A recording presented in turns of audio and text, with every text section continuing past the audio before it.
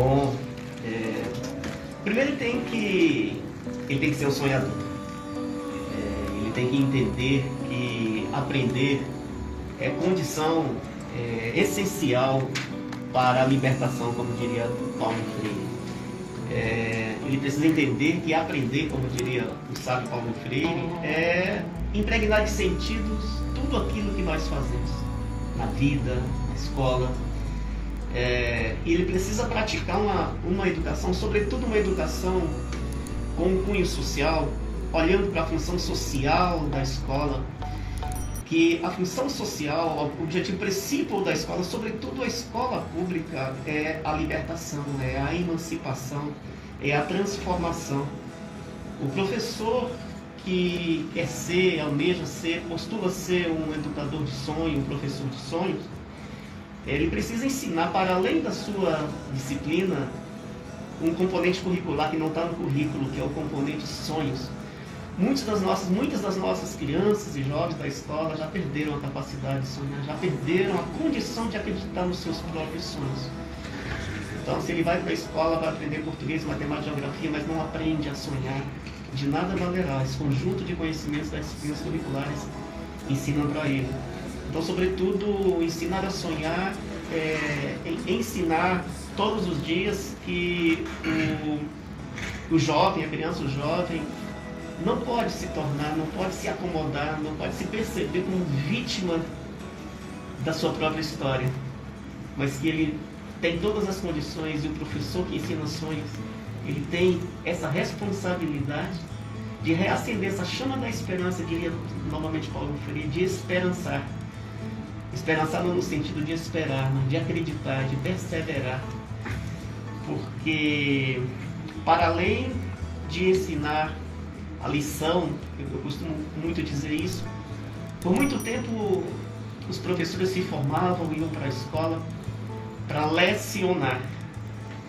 E a ideia de lição é uma ideia muito perversa, muito cruel, muito excludente. Aliás, a palavra lição, ela vem do latim legere, cuja tradução aproximada seria algo como ensinar a ler. Lecionar é ensinar a ler. Então, o professor lecionador, ele não tem uma preocupação com a educação, olhando a educação, para além de ensinar as letras e os números. A educação, mas como nunca, ela precisa ser um momento, uma ferramenta de emancipação social. E a lição para a vida talvez seja mais importante nas circunstâncias atuais, num país como o nosso, que almeja alcançar um patamar de país desenvolvido, não pode abrir mão de que a escola e os professores sonhadores ensinem. É obviamente que os currículos são essenciais, são os conhecimentos universais acumulados pela humanidade, mas ensinar a lição para a vida, as lições para a vida, embora não constando nos seus currículos, é uma atividade essencial do professor que sonha. Eu acredito também que o professor que sonha sobretudo, que a cada vez que o aluno entra na sala de aula, ele tem que ter esse compromisso que aquele menino ou aquela menina não sairá daquela sala de aula do jeito que entrou. Essa é a educação que fala à alma, uma educação que fala só ao cérebro. Então esse professor ele precisa entender e reafirmar todo dia para que serve essa coisa chamada escola. Se ela serve para reproduzir um status quo vigente, ou se ela serve exatamente para oportunizar a emancipação, a transformação, sobretudo o rompimento das hegemonias que são tão perversas no mundo, sobretudo no mundo com uma perspectiva neoliberal, como essa que nós vivemos. E o neoliberal não só na economia, mas de um modo mais global. E esse professor ele precisa entender, senadores auxílios, nossos ouvintes, que os nossos estudantes, eles vão à escola todos os dias. Isso pode ser um ato mecânico, corriqueiro. Agora, o que é que motiva, o que é que pode motivar esse menino, essa menina ir todos os dias, de segunda a sexta, para um prédio chamado escola. Se ele não sair dali, está cada dia diferente do que ele entrou. Então, o para que serve a escola tem muito essa ideia de que, para além da função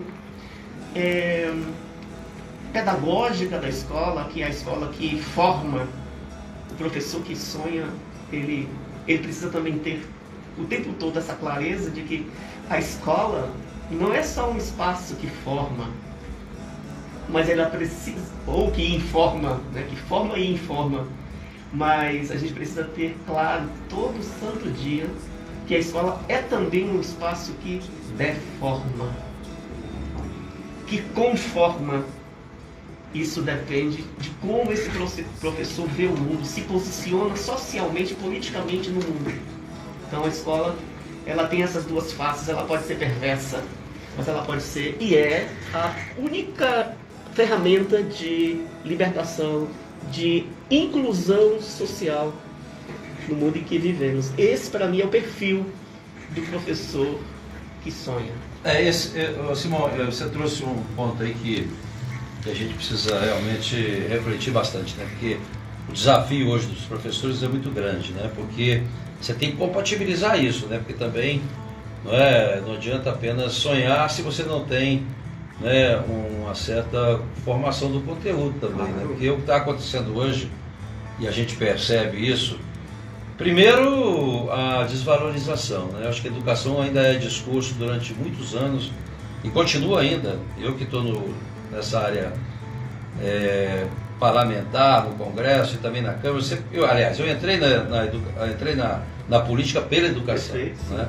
Mas a gente percebe, né, que houve uma desvalorização muito grande. Eu me lembro aqui em Brasília, quando eu cheguei aqui no Guará, em 70, todo mundo queria casar com a professora, sabia? Sim. Não sei se você, Sim. Você lembra, mas era o sonho, vamos casar com a professora, porque ganhava muito bem, né? E hoje não, hoje, primeiro, ninguém quer ser professor, né? Se você fizer uma pesquisa hoje em sala de aula e perguntar quem quer ser professor, a coisa mais rara do mundo é alguém levantar a mão, né? Talvez exatamente por isso que eu não vê essa profissão sendo valorizada. Agora, a gente também passa por uma dificuldade muito grande de formação, né? Sim. Eu acho que tem muito que melhorar isso, a educação continuada. Porque hoje o professor não é apenas como antigamente, né? Eu acho que hoje o professor é psicólogo, é assistente social, é psiquiatra, é tudo, é né? exercício legal da profissão. Exatamente, porque a família terceirizou também, né, a educação, infelizmente, não é?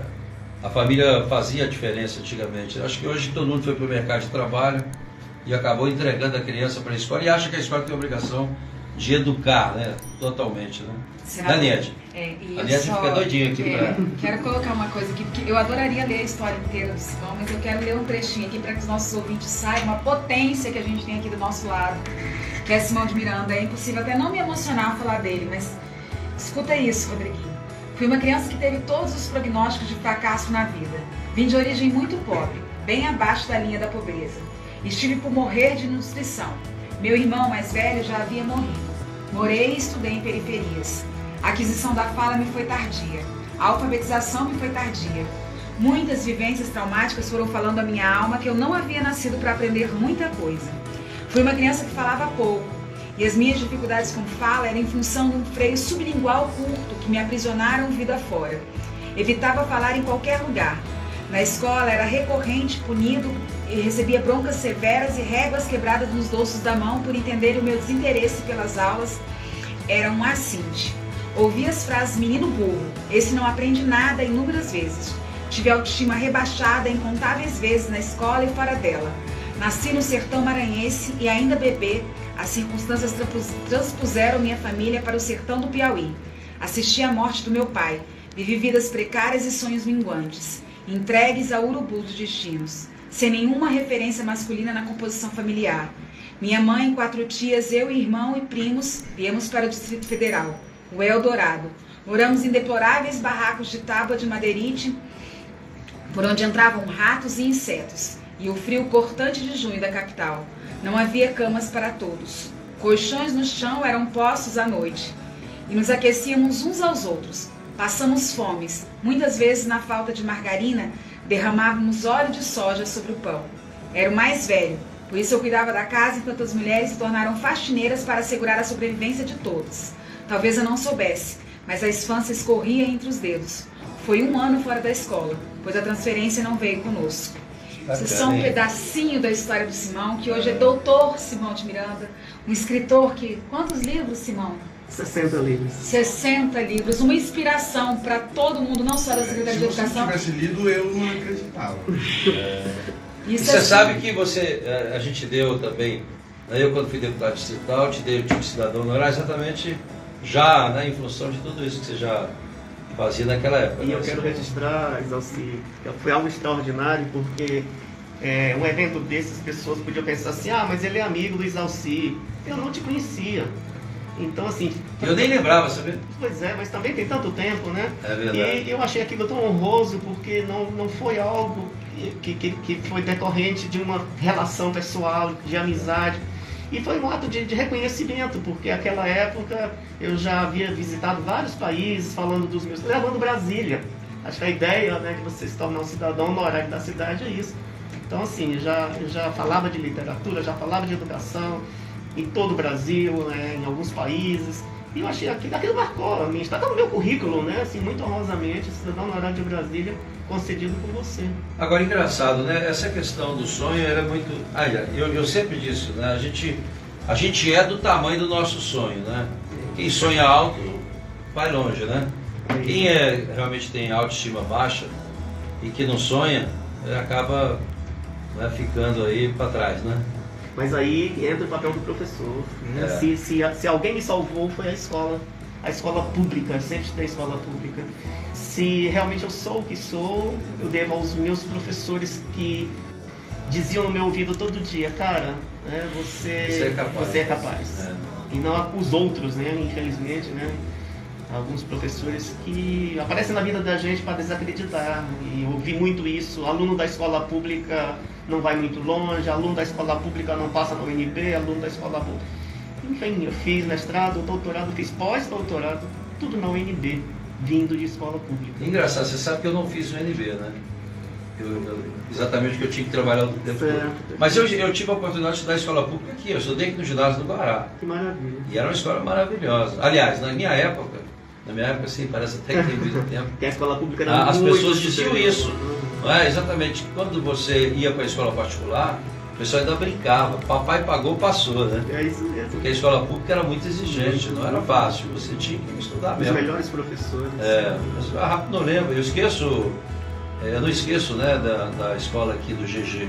Né? Inclusive perdemos há pouco tempo aqui meu professor de matemática, Araújo, que era fiscal, inclusive da tributário, auditor tributário.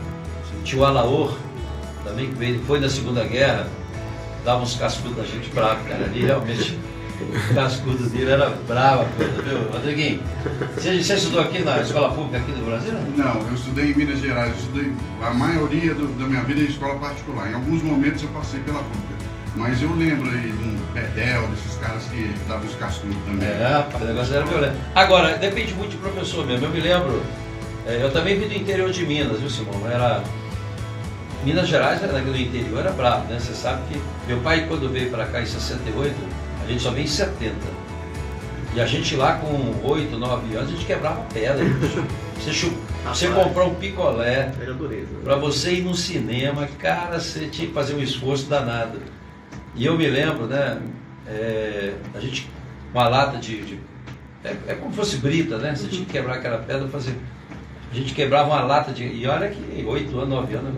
Agora, eu era coroinha, né, lá da minha igreja, os padres eram holandeses, né, e tinha um seminário em Itaúna. E aí eu fui para o seminário, estudei no seminário, internato, uma escola muito boa. Aí foi um privilégio, né? Sim. Ganhei uma bolsa, estudei, por isso que eu sempre estudei com bolsa. Estudei com bolsa em Minas, em Itaúna, e vim para Brasília depois do seminário para cá. Aí vim para o ginásio do Guará. Aliás, não tinha nem inaugurado o GG, a gente estudou aqui nessa escola especial ali da 20, né? A gente estudou até abril, porque o GG foi inaugurado em abril de setembro. Aí foi para o Guará, mas os professores eram maravilhosos. E tinha aquela opção de você fazer o curso técnico. A gente saía com a profissão, né? Coisa que a gente perdeu isso, né? Eu mesmo estou lutando muito tempo já, eu fui o presidente da comissão da reforma do ensino médio, onde a gente colocou realmente a possibilidade de oferecer, né, o itinerário profissional, que eu acho que é super importante. Os países todos desenvolvidos oferecem 50%, 60% dos alunos fazem curso técnico. No Brasil a gente não conseguiu chegar a 10%. Mas, olha, eu não sei nem se eu me escolho. Meu pai me enchia a bola sempre. Meu pai era assim, né, quando eu entrei na política não era nem cabo eleitoral, era general eleitoral. E ele falava, né, contava assim para todo mundo que eu era bom aluno, e a gente acabava se incentivando, né, a gente, né? Mas eu aprendi que realmente você também tem que planejar, você tem que sonhar e planejar esse sonho para você atingir, né? E aí a escola tem um papel fundamental. Agora, o que a gente tem percebido também, Simão, que me preocupa muito, realmente a absorção do conteúdo. Realmente. Hoje o pessoal termina o ensino médio também sem saber muita coisa de português, matemática, ciência, falta de estrutura, né? Eu acho que não tem nem laboratório mais nas escolas, não tem banda larga, não tem internet. Então há essa dificuldade. Eu acho que o grande problema hoje é a falta de valorização realmente da profissão, né? Começa aí. E aí isso reflete, né, no PISA, por exemplo, na avaliação do PISA, que é quadrienal. Nós nunca saímos da rabeira, né, nas ciências, na matemática e no português. Então isso nos envergonha. Então, eu concordo contigo que a formação inicial do professor ela é deficitária. A formação continuada do professor, em que pese no Distrito Federal, a gente tem uma escola, e eu trabalho na Escola de Formação continuada, na EAP, né, Escola de Aperfeiçoamento dos Profissionais de Educação, que é uma tradição do DF. Então, o DF pode-se dizer que está em uma situação privilegiada em relação às outras unidades da federação, mas a formação continuada, ela continua deficitária, sobretudo, como você ressaltou, no domínio dos seus conteúdos. Então, se um dia a gente conseguir equilibrar essa qualidade da formação inicial, a qualidade social, inclusive, da formação continuada, isso articulado com essa necessidade do professor diariamente mobilizar a crença, a autoconfiança, a motivação dos estudantes, esse quadro muda. É óbvio que não é um projeto para curto prazo, é um projeto para... Você não pode separar as coisas, né? O professor tem que dar o conteúdo, evidentemente, e alimentar o sonho, realmente isso é fundamental. Então, agora, eu não sei por que Brasília, e eu defendo isso, e a gente está fazendo um projeto incluindo isso, a gente deve ter aqui talvez o melhor, eu diria o melhor curso de medicina do Brasil. Por quê? Porque os alunos do curso de medicina, e aí você tem que, eu sempre admirei e reconheci o trabalho do Jofran, porque ele tem ousadia de criar a faculdade de medicina, onde o aluno participa dos hospitais, já vai para o hospital no primeiro semestre. E acho que o que faltou na educação um pouco, a gente perdeu um pouco também disso, foi a escola normal, né? Quando acabou o curso normal, e o professor, hoje ele termina a faculdade, pedagogia, e vai direto para a sala de aula. Sem condição alguma. Não tem condição alguma. Isso é muito, eu acho que aqui, e a gente está trabalhando nisso, eu acho que o aluno já tem que participar da sala de aula no primeiro momento, e pode fazer isso, né? Ajudando os professores. Inclusive, senador, a gente tem uma grande quantidade de professores adoecidos em depressão que pedem para se afastar porque eles não sabiam como era a realidade de sala de aula, né? A prática de um professor é completamente diferente do curso. Eu, por exemplo, sou professora há 26 anos, mas o que eu aprendi como professor, eu aprendi no magistério. O que eu aprendi nas minhas formações superiores, que eu tenho 3, as minhas pós, as minhas especializações, não me deram a prática de sala de aula. Então a gente tem uma realidade de um professor que sai de um curso de pedagogia, entra num concurso público, vai para uma escola pública, não está preparado, entra em depressão e se afasta. E aí o prejuízo é sempre do estudante, porque a gente ouve muito dizer, mas a gente aprende fazendo. Isso é a pior coisa que pode acontecer, porque nesse aprender fazendo, os nossos erros já marcam, já vão marcando definitivamente. Por isso que eu acho que o aluno tem que estar em sala de aula, entendeu? Eu, quando fui secretário de Ciência e Tecnologia, eu criei um projeto do Bolsa Universitária porque ele estava começando a implantar a educação integral, e a gente dava uma bolsa integral para o aluno, que estava no final já do curso, né, concluindo o curso, e ele dava a contrapartida de 20 horas na escola. Então quem fazia educação física fazia prática esportiva, quem estudava no Ducina ou INB na área de cultura fazia teatro na escola, né? E quem estava fazendo outros cursos dava reforço escolar, quer dizer, que eu acho que é fundamental. Agora, uma coisa interessante, que na minha época, na nossa, né? Essa questão da reprovação é um negócio que era muito forte. Eu vi agora, semana passada, um pai entrando na justiça para reprovar o filho. Porque hoje, mesmo se ele quiser reprovar, não consegue ser reprovado, né? Como é que você vê essa questão aí da reprovação ou da exigência de um conteúdo mínimo, né? Porque, de fato, se você não tem uma boa alfabetização, se você não tem uma fase inicial, né, de qualidade do ensino fundamental, você carrega isso pro resto da vida, quer dizer, como é que você chega no segundo grau, você com essa defasagem toda, você não tem sentido. Acaba acontecendo o que está acontecendo, quer dizer, de tanta defasagem de conteúdo, você acaba não chegando, não consegue fazer uma boa matéria, português, matemática, você tem sempre deficiência. Como é que você vê isso aí? Eu vejo por dois ângulos. A primeira é claro que a gente não pode fechar os olhos para a ideia de mensuração. Eu bem que gostaria que a gente tivesse um projeto educacional em que nós não precisássemos avaliar os nossos alunos.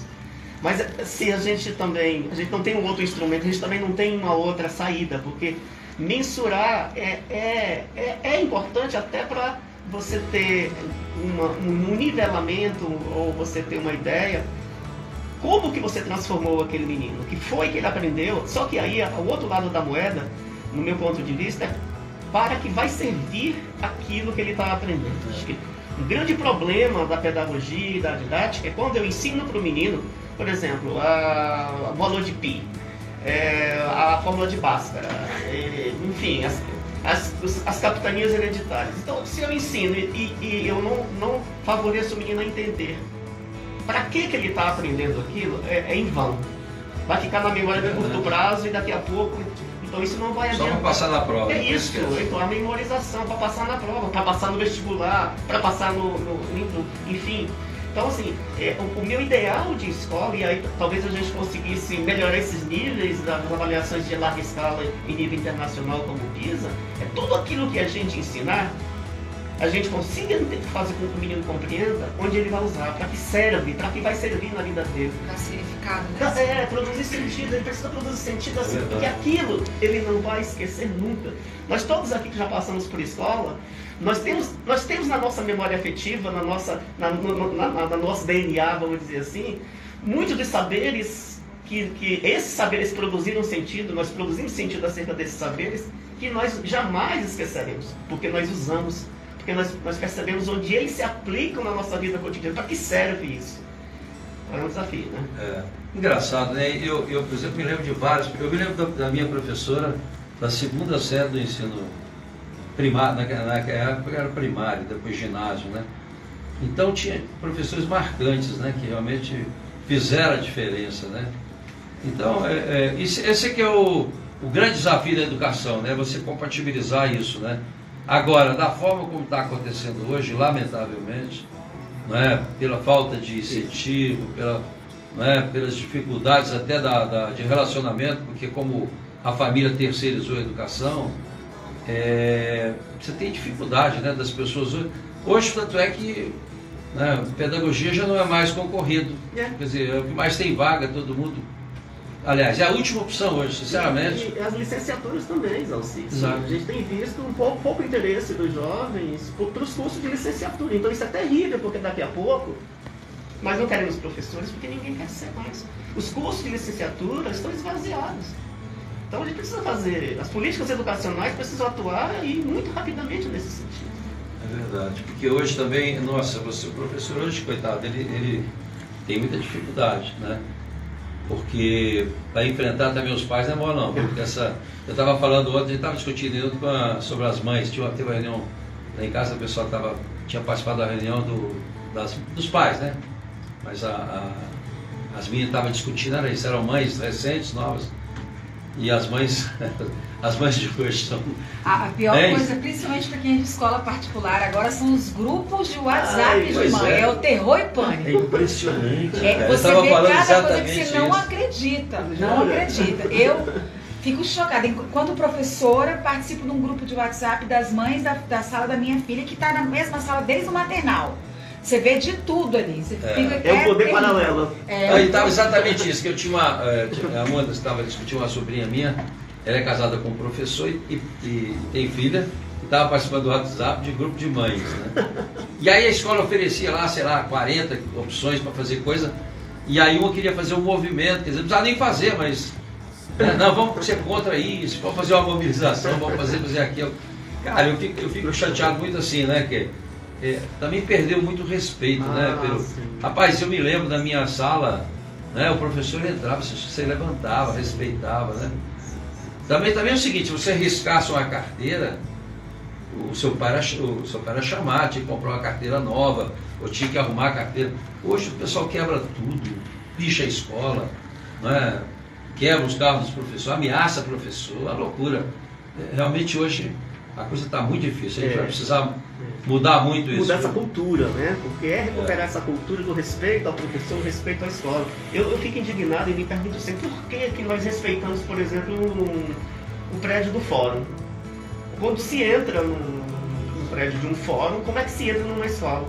Como é que se entra numa delegacia? Como é que se entra numa escola? Como é que se entra em muitos outros espaços públicos? E como é que a gente olha e entra na escola? Então, assim, essa valorização, esse status social, que eu nem sei se a escola teve um dia nesse sentido, mas eu também concordo. Eu já estudei numa escola que, aliás, eu estudei só em uma escola a minha vida inteira, desde aqui em Brasília, desde nós chegamos em 76. Você estudou onde? No Gama, sempre no Gama. Eu fiz todo... O Gama tem umas escolas de referência, né? Eu estudei numa escola que era uma, são 3 escolas. Era o CEMI lá, que era muito bom. O CEMI é outro mundo. Se você entra no CEMI, eu amo aquele espaço. Não parece... nem sei se eu deveria dizer isso, nem parece escola pública. Mas eu devo dizer porque todas as escolas públicas tinham que ser como o CEMI. Tinha que ser como o CEMI. E eu estudei toda a minha vida numa escola que o respeito que foi dessa época, né, que não só os estudantes, a comunidade. Então a comunidade, acho que os grupos de WhatsApp só vieram para piorar essa relação, né, de construir os poderes paralelos. Eu estudei nessa escola que nós tínhamos um momento do abraço, eu lembro disso muitas vezes, o abraço na escola. Então a escola era grande, então todos os estudantes faziam um cordão humano, né, em torno dos muros da escola para abraçar a nossa escola. Nós íamos fim de semana, os estudantes voluntariamente, para pintar a escola, enfim. Nessa escola, eu saí dessa escola no ensino médio, voltei como professor dessa escola, depois voltei como diretor dessa escola. E depois quis o destino, né, que eu fosse professor de ex-professores meus em curso de especialização. Então veja o poder que uma escola tem na vida de uma pessoa quando se respeita a escola, quando se respeita seus professores. Agora, eu vejo assim, o papel do diretor da escola é fundamental. Acho que o diretor não vou dizer 70%, mas entre 60% e 70% do sucesso da escola está na mão do diretor. Diretor que tem liderança. Eu participei de palestra, na época eu fui secretário de Ciência e Tecnologia. Eu fui na Ceilândia, eu lembro outro dia, tinha 2 escolas, uma do lado da outra. Cheguei para dar uma palestra na escola, estava tudo arrumadinho, o auditório, todo mundo sentado arrumadinho. Né? Para receber Rapaz, eu fui na outra, uma esculhambação, tudo sujo, tudo... Cara, então o diretor tem um papel fundamental nisso aí. Agora, o grande desafio realmente é a gente ter realmente dar oportunidade para os professores ter uma qualificação, ter recursos, né?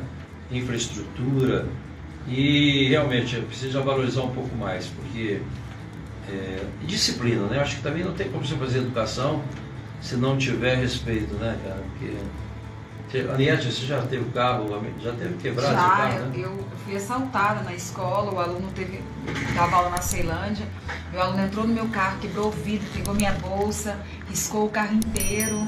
Tem lógica, é isso, não tem sentido. É inacreditável. É inacreditável. Agora, falando um pouco mais agora sobre o momento atual de tecnologia, né? Você acha que essa educação agora, ensino remoto, né, à distância, lógico, ele afasta um pouco do professor, né? O que a gente pode fazer para melhorar isso aí, o que você acha com essas tecnologias? O próprio nome diz, né? Educação à distância, distancia. Né? A escola, ela é sobretudo humana.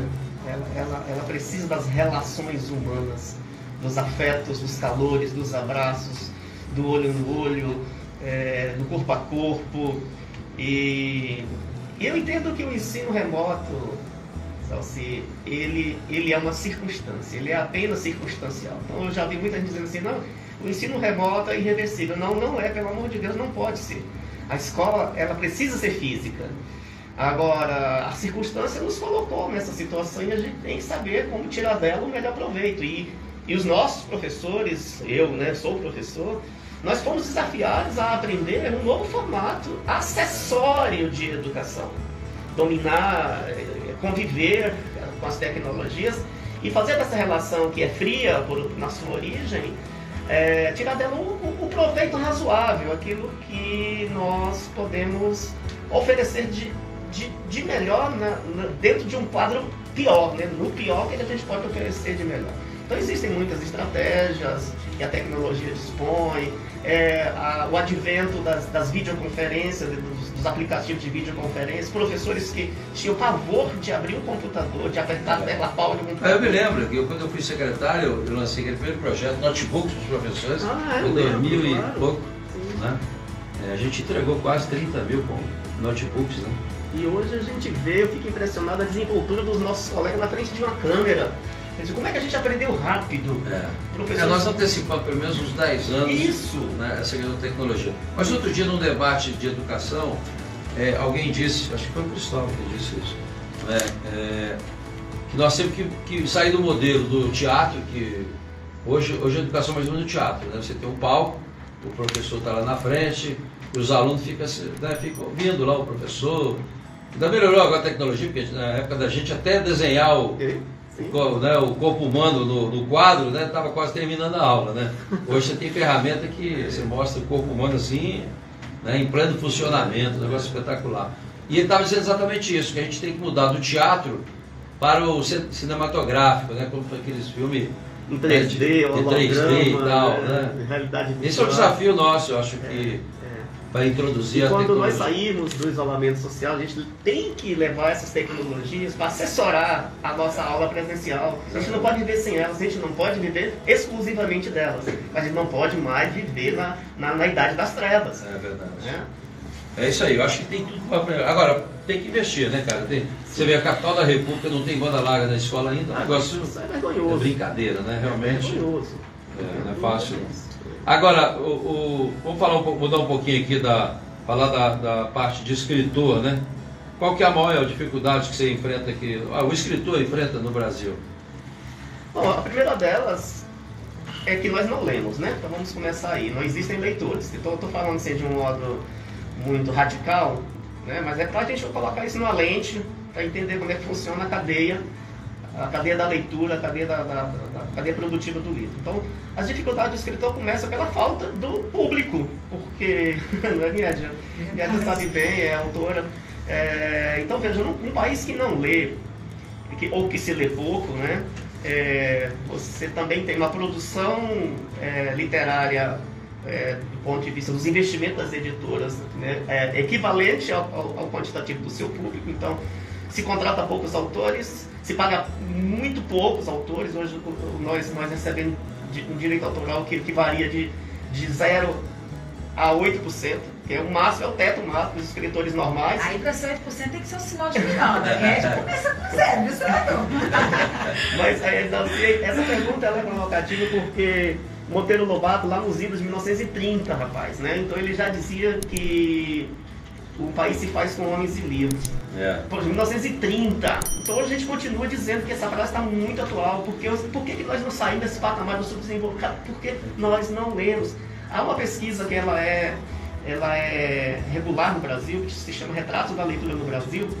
Então, o último estudo dessa pesquisa de abrangência nacional, super conceituada, indica, pasmem os ouvintes, que o brasileiro lê por ano uma média de 2,4 livros. 2,4 livros, e essa pergunta... Por ano. Por ano! por ano. E essa pergunta ainda exclui a Bíblia. Muita gente diz que inclui a Bíblia como literatura. Se tirar a Bíblia, então é quase nada. Menos de 1%. Menos de 1%. E esses que ainda restam nessa estatística não leram completamente. Então, desistiram em algum momento da leitura. Você entende?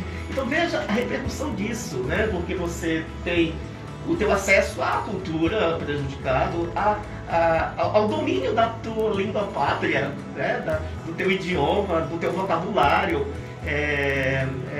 a própria situação do país em termos culturais, no cenário cultural internacional, no cenário econômico. Como é que você vai se candidatar a um emprego, por exemplo, se você não sabe falar uma frase, né? Uma frase completa sem um erro? Como é que você se posiciona com um vocabulário raso? Como é que a gente ganha vocabulário? É lendo. Né? E nós que trabalhamos, que escrevemos para crianças, né, a gente tem... Por que nós vamos para a escola? Por que nós contamos as nossas histórias para as nossas crianças? Porque uma coisa é você dizer assim, então, mas tem dificuldade de acesso? Sim, porque o livro também é caro. Mas nós temos um grupo, nós temos um contingente de escritores que, para além do livro, aproximam a criança da história, contando, narrando, fazendo com que a criança se encante. E ali a gente acredita que pode estar nascendo, e está nascendo os futuros leitores que podem fazer essa estatística mudar de rumo, né? Simão, o papo tá bom. Vamos ver uma música para dar uma refrescada? Vamos lá. Esse assunto tá bom, a gente vai continuar com o Simão daqui a pouquinho. Legal, senador. Então vamos lá. Tem música, tem mensagem também, né, Neide? Tem mensagem. Vamos prestigiar o nosso vídeo. Colocar aí as mensagens aí dos nossos Tem algumas ouvintes. mensagens, depois uma música.